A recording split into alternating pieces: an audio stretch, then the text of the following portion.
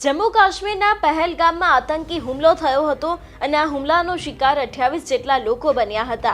જોકે ભારતે આ જ વાતનો જવાબ 15 દિવસની અંદર આપ્યો અને ભારત સેના દ્વારા પાકિસ્તાન ઉપર સીધી જ એર સ્ટ્રાઇક કરવામાં આવી હતી। પરંતુ ક્યાંક હવે એક બાદ એક પાકિસ્તાની લોકોના નિવેદનો પણ સામે આવી રહ્યા છે અને ખાસ કરીને ગુજરાતના ગૃહમંત્રી એટલે કે હર્ષ સંઘવી દ્વારા એક પાકિસ્તાની વ્યક્તિનો વિડીયો મૂકવામાં આવ્યો છે, જેમાં આ વ્યક્તિ છે તે પાકિસ્તાનની એરફોર્સ વિશેની વાત કરી રહ્યા છે। શું છે સમગ્ર વિષય જોઈશું આજના વિડીયોમાં। નમસ્કાર, હું હંસિની અને તમે જોઈ રહ્યા છો નિર્ભય ન્યૂઝ। ભારત દ્વારા પાકિસ્તાન ઉપર એર સ્ટ્રાઇક કરવામાં આવી હતી અને આ જ એર સ્ટ્રાઇકની અંદર લગભગ 100 જેટલા આતંકવાદી છે એ લોકો માર્યા ગયા હતા। પરંતુ જો વાત કરવામાં આવે ગૃહ રાજ્યમંત્રી હર્ષ સંઘવીના ટ્વીટ વિશેની, તો એમને પોતાના સોશિયલ મીડિયાના માધ્યમે આ એક વિડીયો મૂક્યો છે અને અહીંયા જ લખવામાં આવ્યું છે કે એક પાકિસ્તાની વ્યક્તિ દ્વારા પાકિસ્તાનની જે ડિફેન્સની વીકનેસ છે તેને બહાર પાડવામાં આવી ગઈ છે અને ખાસ કરીને આ જે વ્યક્તિ છે તેમના દ્વારા પાકિસ્તાની ડિફેન્સને લઈને અનેક એવા ખુલાસા કરવામાં આવી રહ્યા છે। ખાસ કરીને આ વ્યક્તિ દ્વારા એવું પણ ક્યાંક બોલવામાં આવ્યું છે કે જે ભારત દ્વારા ટાર્ગેટ બનાવવામાં આવ્યો હતો એ ટાર્ગેટ ભારતે અચીવ કર્યો છે અને એવું પણ ક્યાંક કહેવામાં આવ્યું છે કે આની અંદર પાકિસ્તાનના એક પણ આર્મીનો નિશાનો નથી બનાવવામાં આવ્યો અથવા તો પછી કોઈ પણ સામાન્ય નાગરિકનો નિશાનો બનાવવામાં આવ્યો નથી। સૌથી પહેલા તો આ વિડીયો ઉપર નજર કરીએ કે આ વિડીયોની અંદર આ જે વ્યક્તિ છે તેમના દ્વારા શું બોલવામાં આવી રહ્યું છે। कल रात इंडिया ने पाकिस्तान के ऊपर 24 मिसाइल हमले किए और हैरानगी की बात यह है कि तकरीबन सारे मिसाइल अपने टारगेट के ऊपर जाके लगे। इंडिया ने जो टारगेट सेट किया हुआ था, इंडिया ने वो टारगेट अचीव किया। और इससे बढ़ के हैरानगी की बात यह है कि पाकिस्तान का दिफाई निजाम, हमारा डिफेंस सिस्टम एक भी मिसाइल को इंटरसेप्ट नहीं कर सकते, एक भी मिसाइल को हम रोक नहीं सकते। सारे हमले हम रोकने में नाकाम रहे। एग्जैक्ट जो इंडिया ने टारगेट अचीव करना था वो अचीव किया है। वो जो कहते हैं ना कि इंडिया ने घुस के मारना था, इंडिया ने वाकई घुस के मारा और हम उसके मिसाइलों को रोक नहीं सके। ये हकीकत है।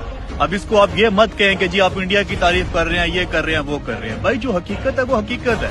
आप सुनते आ रहे हैं कि ईरान 200 मिसाइल फायर करता है, 400 मिसाइल फायर करता है, 1000 मिसाइल फायर करता है और इसराइल के अंदर जाके एक आध ही गिरता है, बाकी सारे के सारे इसराइल इंटरसेप्ट कर लेता है।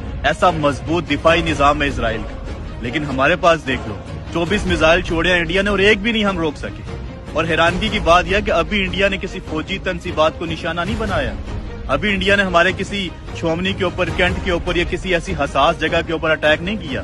यही 24 के 24 मिसाइल अगर हमारे किसी हसास जगह के ऊपर टारगेट किए जाते तो अब तक तो प्रोग्राम बढ़ चुका होना था। यही अगर GHQ के ऊपर फेंका गया होता तो प्रोग्राम बढ़ चुका होता। या यही किसी और हसास जगह के ऊपर मिसाइल गिराए जाते तो किसने रोकने थे? हम तो रोक ही नहीं सके भाई, एक भी मिसाइल नहीं हम रोक सके।